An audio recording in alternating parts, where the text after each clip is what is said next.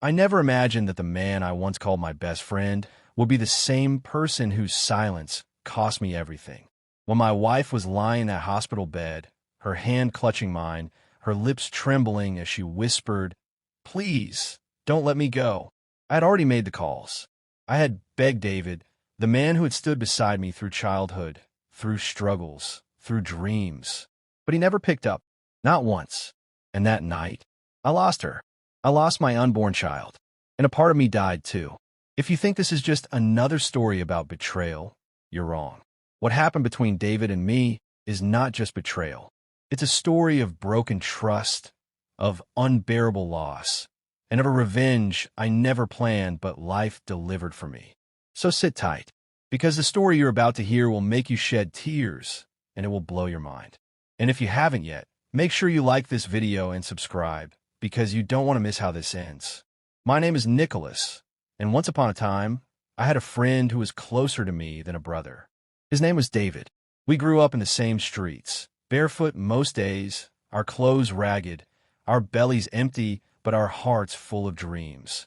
We used to sit under the flickering streetlight in front of our building, sharing one notebook, writing ideas about how one day we would build something big, something that would change our lives and our families' lives forever. I was the builder, the one who could take an idea and make it real. David had a gift with people. He could charm, he could sell, he could talk circles around anyone. Together, we were unstoppable. We believed it was us against the world. We promised each other we would rise together, that no matter what, we'd have each other's backs. But promises, I would learn, are only as strong as the man who makes them. And David's promises were built on sand. David and I were dreamers. We didn't have much, but we had each other and an unshakable belief that we were meant for more than the lives we were born into. We grew up in the kind of neighborhood where survival was the goal, not success, where men grew old working in factories that broke their backs, and women counted pennies at the market just to feed their children. But from the very beginning, David and I refused to believe that was all life had to offer us. At night, when the world was quiet, we would sit under that cracked streetlight with scraps of paper, sketching designs, drawing charts, writing ideas that made no sense to anyone else. We wanted to build something that would change everything. By the time we were in our early 20s, we had an idea, a tech solution for small businesses, something we believed could give local vendors the same tools big companies had. It was rough, it was basic, but it was ours. And for the first time, it felt real. We worked out of my mother's old kitchen, wires and papers scattered everywhere, our laptops overheating, the power cutting off in the middle of the night. But we kept going. We shared instant noodles, we split bus fare, and every time one of us wanted to give up, the other would say no. We've come too far. I was the one writing code, staying up until my eyes burned. David was the one pitching the idea, talking his way into meetings we had no business attending, convincing people to listen. Together, we started getting attention. Small at first. A few local businesses tried our product, then a few more. Slowly, the money started trickling in. Not enough to live comfortably, but enough to make us believe that one day soon, we could. For the first time in my life, I thought I could see the future, and it was bright. But here's the thing about success. It doesn't just show you who your real friends are. It also shows you who they've been all along.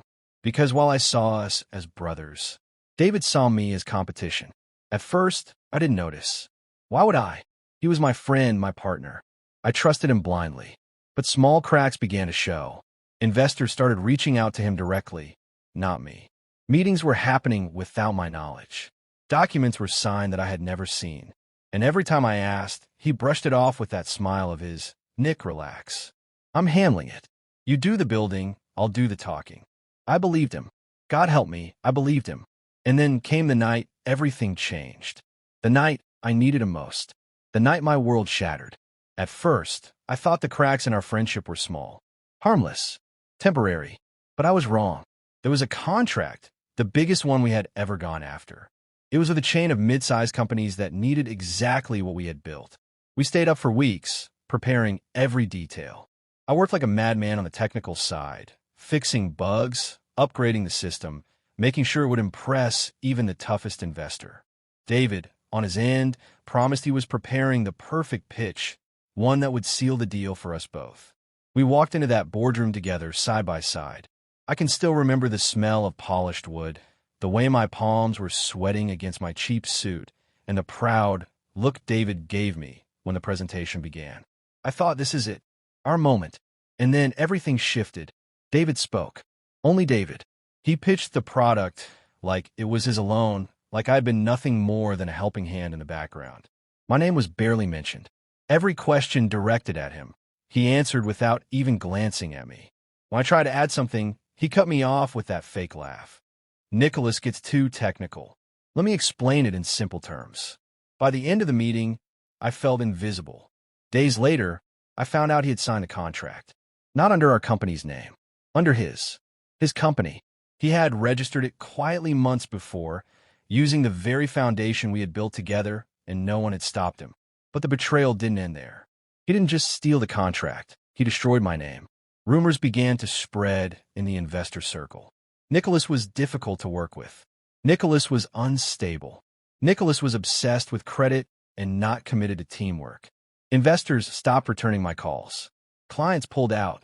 Slowly, the doors began closing on me. And every time I reached out to David, the man I had once called my brother, he ignored me. Or worse, he smiled. Nick, this is business. Don't take it personally. I was losing everything. My career, my dream, my reputation. And then came the final blow, the one I would never recover from. I remember the smell of antiseptic the moment I walked into the hospital that night. It was sharp, cold, suffocating. The kind of smell that clung to your skin and reminded you that this was a place where life and death were decided in whispers behind closed doors. My wife, Evelyn, she was everything David wasn't. Gentle where he was loud. Steady where he was unpredictable. The kind of woman who could make the weight of the world feel lighter with just a smile. We had been married for barely 2 years, and she was carrying our first child. A little boy. I had already started calling him Junior, even though we hadn't agreed on a name. She was due in a few weeks, but the complications started early. That night, her pains were unbearable. She clutched her belly, tears in her eyes, whispering, Nick, it hurts. Please, get me there fast. I carried her into the hospital, my arms trembling not from her weight, but from the fear clawing at my chest. Nurses rushed us through the hallways, their shoes squeaking against the polished floors, the harsh white lights buzzing above me. They told me she needed surgery. Immediately. But then came the words that froze my blood. You need to make a deposit. Otherwise, we can't proceed. Money. It always came down to money. I didn't have enough. Not after David had cut me out of everything. Not after my name had been dragged through the mud and every potential client had slammed the door in my face. The little we had saved had gone into rent, food, keeping the lights on. I begged them to start, told them I would find the money, promised them my life if I had to. But rules are rules, they said. They needed the guarantee first. So I did what anyone would do. I called David. Over and over again. The phone rang, and rang, and rang. No answer. I left voicemails, each one more desperate than the last. David, please, it's Evelyn. She's in the hospital. I just need your help. Just a loan. Please, you know I'll pay you back. Don't do this to me, not now. Please, David. Still nothing. The hours bled together. I remember holding Evelyn's hand as she lay there, her face pale, sweat dripping down her forehead. She looked at me with those eyes that had once laughed with me under the rain, danced with me in our tiny apartment, glowed with joy when I first placed my hand on her belly and felt the flutter of life inside. Flashbacks came rushing into my mind like a cruel movie I couldn't pause. Her laughter the day, I surprised her with cheap flowers from the market. Her soft voice when she said, Nick, no matter what happens with your business, we'll make it through. We have love. That's enough. The way she had painted our baby's room with her own hands, humming softly, full of hope for the future. And now all of it slipping away. Her grip tightened weakly on my hand. Nick, promise me you won't give up. Promise me you'll fight. For us. For him. Her eyes flickered down to her swollen belly. I broke. Right there. Tears streamed down my face as I nodded, choking on the words. I promise. I swear I'll fight. Just stay with me. Please stay. The monitors beeped faster. Nurses rushed in. They pushed me back, their voices urgent but muffled through the haze of my panic. I watched through the glass window as doctors surrounded her, their bodies blocking my view of the woman who had been my anchor, my reason to breathe. Minutes felt like hours. My fists banged against the glass, my throat hoarse from screaming her name. Evelyn! Evelyn! And then, silence. The door opened. A doctor walked out, his face grave. He didn't need to say the words. I already knew, but he said them anyway. I'm sorry. We did everything we could. We couldn't save her, or the baby. The world tilted. The floor disappeared beneath me. My body collapsed into a chair, as if it had given up on holding me up. I covered my face with my hands, and, for the first time since I was a child, I sobbed uncontrollably. She was gone. They were both gone. And the man who could have helped me, the man who had once sworn to be my brother, had left me to drown in my grief alone. That night, I buried not just my wife and my child, but the last piece of my old self. I don't remember how I got home that night. I only remember the weight in my chest, a heaviness so crushing I could barely breathe. The world outside the hospital kept moving. Cars honked, people laughed on the sidewalks. Life went on. But for me, everything had stopped. The next morning, I sat in a chair at the morgue, staring at the lifeless body of the woman I loved. Evelyn looked so peaceful, like she was sleeping. I almost reached out to shake her awake, to whisper, "Come on, love. We still have so much to do." But her skin was cold, and her silence was louder than any scream I'd ever heard. Arranging the funeral was a blur. I borrowed money just to afford a simple coffin and a small service. Friends and neighbors came, their eyes filled with pity. They whispered about how unfair it was, how young she was, how tragic it all felt. But none of their words touched me. I stood like stone beside that coffin, my hands clenched so tightly my nails cut into my palms. When they lowered her into the ground, I felt like they were burying me too. I went back to our apartment alone that night. The silence hit me harder than anything. Her slippers were still by the door. Her half-finished knitting lay on the couch, a tiny blue sweater for the baby we would never meet. The scent of her perfume lingered faintly in the air, and it broke me all over again. I walked into the baby's room, the one she had painted with her own hands. The walls were a cheerful yellow, with little clouds stenciled near the ceiling. Toys and baby clothes we had saved up for were neatly arranged, waiting for a child who would never arrive. I sank to the floor in that room and stayed there for hours, maybe days. I don't know. Time didn't matter anymore. At night, sleep refused to come. I would lie on her side of the bed, clutching her pillow, inhaling the fading trace of her hair. Sometimes I thought I heard her humming in the kitchen or felt her brush past me in the hallway. But it was only my mind playing cruel tricks. The worst part wasn't the loneliness. It was the guilt. I kept replaying that night in the hospital, over and over, like a broken record. If only I had more money. If only I had fought harder to protect my reputation. If only David had answered the phone. If only, and every if only dug deeper into my soul like a knife. Meanwhile, David's name was everywhere. His company was soaring, his face on magazine covers, his speeches quoted in business journals. People called him a visionary, a genius. My so-called brother was celebrated as the man of the future, while I sat in a dark apartment, staring at the ghosts of the family I had lost. I remember seeing him once, not long after Evelyn's death. He was on TV, laughing at some event, champagne glass in hand, surrounded by investors and admirers. And all I could think was, how can you smile while I'm drowning in pain you caused? I wanted to hate him. Truly I did. But my grief was so overwhelming, I couldn't even muster the strength for hatred. I was empty, hollow, a shell of the man I had once been. For weeks, I barely ate. Bills piled up, eviction notices slid under the door. The world was merciless. No one cared about the man who had lost his wife, his child, his company, his reputation. And yet, in the darkest nights, Evelyn's last words echoed in my mind. Promise me you won't give up. Promise me you'll fight. I clung to that promise like a lifeline. I didn't know how or when, but somehow I would fight. The weeks after Evelyn's funeral blurred into months, and those months became years. Grief didn't leave. It just settled into my bones, heavy and unshakable. But life doesn't care about your grief. Rent was still due. Hunger still gnawed at my stomach. Bills still piled up. I had gone from sitting in boardrooms with investors in sharp suits to scrubbing plates in the back of a dingy restaurant just to afford one meal a day. My hands, once used to typing code and sketching ideas, now reeked of detergent and grease. The humiliation was unbearable. Some nights, after my shift, I'd sit on the cracked sidewalk outside, my uniform stained with sweat and oil, and watch the city lights blink like distant stars. Somewhere out there, David was probably a rooftop party, toasting champagne, shaking hands with the powerful. And here I was, Nicholas, the man who once had dreams big enough to light up the world, reduced to begging for extra shifts just to stay alive. People I had once known crossed the street when they saw me.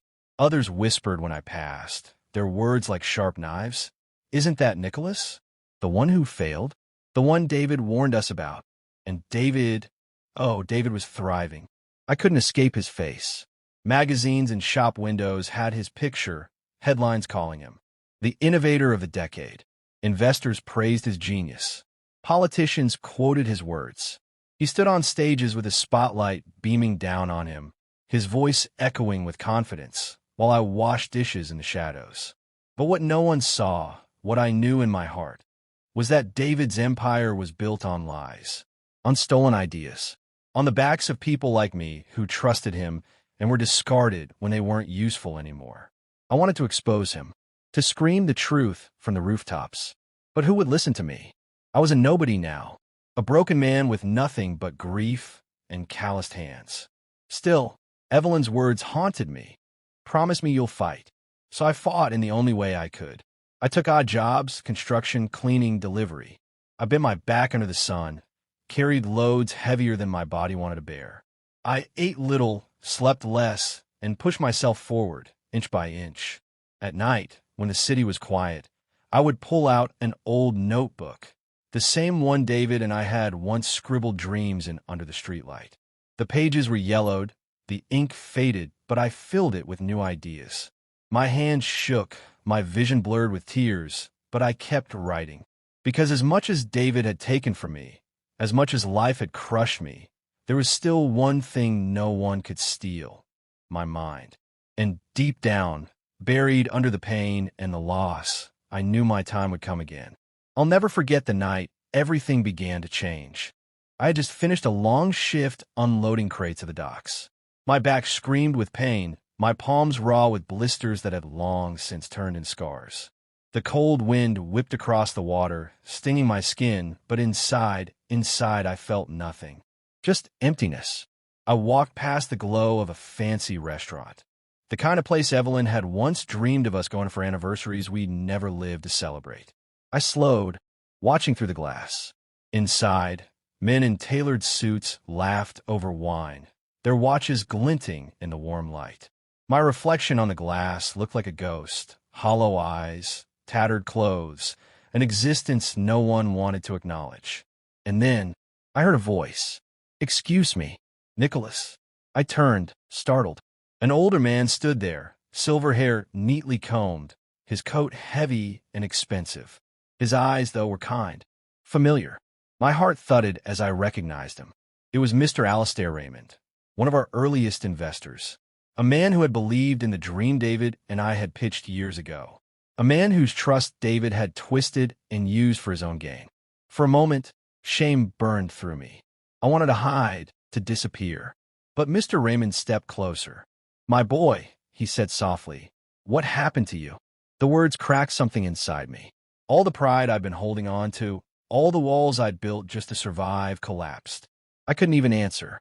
My throat tightened as tears threatened to spill. Mr. Raymond didn't press. He simply placed a hand on my shoulder, firm and reassuring, the way a father might. "Come," he said. "Let's sit." Inside the restaurant, I felt painfully out of place. My clothes smelled of sweat and salt, my shoes worn thin. Yet Mr. Raymond spoke to me as though I were still the young man who once stood before him with a fire in his eyes. Over steaming plates of food, he listened, really listened.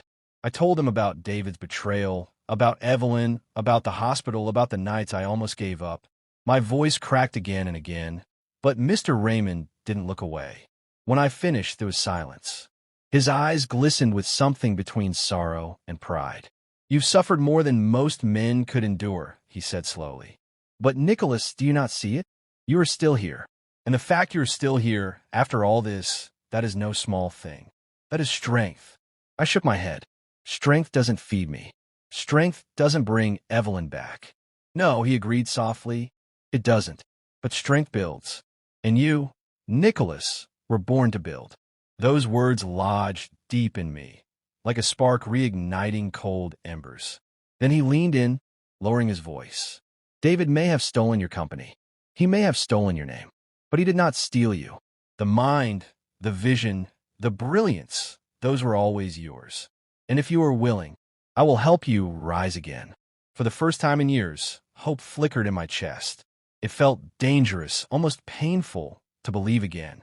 But looking into Mr. Raymond's eyes, I saw no pity, only conviction. Over the next weeks, Mr. Raymond became more than an investor. He became a mentor, a guide, a reminder that my story wasn't over. He gave me access to resources, yes, but more than that, he gave me something I thought I'd lost forever: belief. And slowly, painfully, I began again. Days were spent sketching out new concepts, burning through notebooks the way I once had with David. Nights were spent learning, studying every weakness I had overlooked before.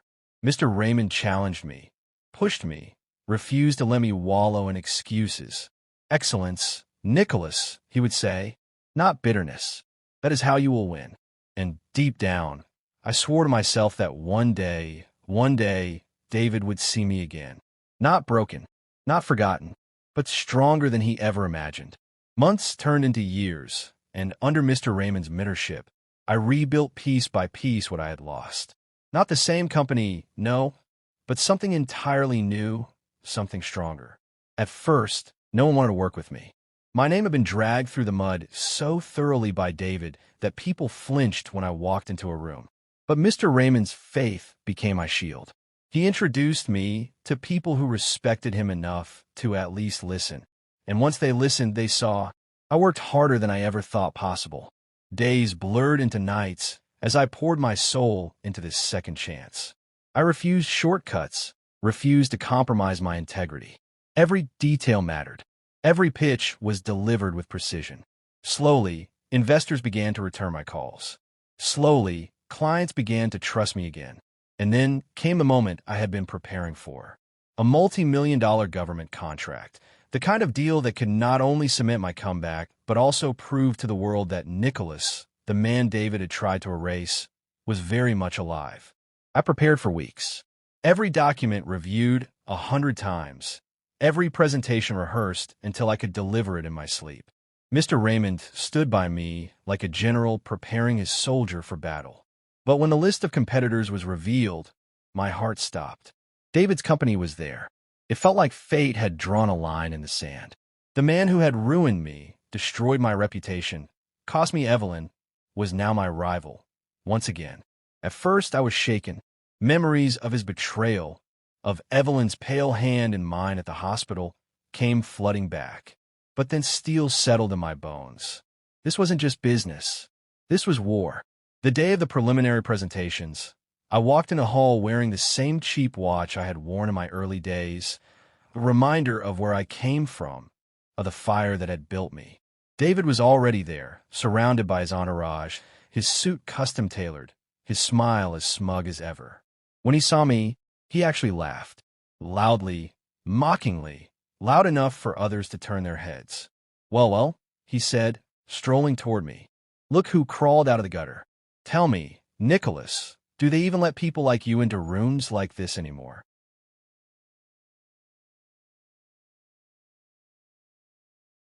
His partners chuckled, sycophantic and hollow. My chest burned, but I didn't flinch. I looked him in the eye and said quietly, "They don't just let me in, David. They're about to hand me the keys." For a split second, his smirk faltered. The bidding process was brutal. Hours of grilling, endless rounds of presentations, stacks of paperwork thicker than a man's arm. David fought dirty at every turn. Whispers began to circulate that some of my data had mysteriously gone missing. Files corrupted, emails that had never reached their recipients. It didn't take a genius to know who was behind it. One night, exhausted and on the verge of despair, I sat in my office, head buried in my hands. The shadows felt heavy, pressing in on me. And then I remembered Mr. Raymond's words, excellence, not bitterness. So I worked harder than David could imagine. If he sabotaged one path, I built another. If he twisted a fact, I laid out 10 truths in crystal clarity. I didn't sleep. I didn't eat. Every ounce of my being was poured into that contract. And then came the final presentation. The hall was filled with investors, government officials, and industry leaders. The air hummed with tension. David went before me, delivering a polished, flashy presentation. He spoke like a man convinced he had already won. Applause followed, though faint and obligatory. Then it was my turn. I walked up to the podium, my hands trembling only for a moment before I steadied them on the wood. I looked at the faces before me and thought of Evelyn. Her laughter, the way she believed in me, even when I doubted myself. And I began. I didn't dazzle them with empty promises. I didn't charm them with rehearsed lines. I spoke from the heart, about vision, about integrity, about building something that lasted, not through deceit, but through dedication. I laid out numbers, yes, but I also laid out a dream they could see themselves inside. When I finished, the silence was heavy, not from disinterest, but from weight. And then the applause came. Real applause. Strong. Lasting. David's face paled. Days later, the results were announced. I had won. Not just the contract, but something greater. I had won myself back. The news spread like wildfire. Clients who had once abandoned me came knocking again. Investors who had written me off begged for meetings. My name, tarnished and buried, was now spoken with respect. And David? His world began to crumble. Whispers of his dishonesty grew louder, now impossible to ignore. Clients fled. Partners distanced themselves. The empire he had built on deceit cracked beneath him, until he was left standing in the ruins of his own making. One evening, my phone buzzed. The caller ID froze me. David. For a moment, I considered ignoring it. But something inside me, perhaps curiosity, perhaps closure, made me answer. His voice was hoarse, stripped of its arrogance. Nicholas, I just wanted to say, I'm sorry. Silence stretched between us. My chest ached with all the things I wanted to say. But finally I spoke. I forgive you, David. But forgiveness doesn't mean forgetting. And it doesn't mean letting you close enough to do it again. There was a soft exhale on the other end. Perhaps relief. Perhaps regret. And then the line went dead. David never rose again. His reputation was too far gone. His empire turned to dust. He became a cautionary tale, a warning whispered in boardrooms. And me? I didn't just rebuild my company. I rebuilt my life. Evelyn would never come back. The ache of her absence was something I carried every day. But I carried it as fuel, as proof of how far I'd come, of how much I had survived. And in the end, that was my revenge. If you were in my shoes after everything David did, would you forgive him like I did, or would you cut him off completely and never look back? Let me know your thoughts in the comments.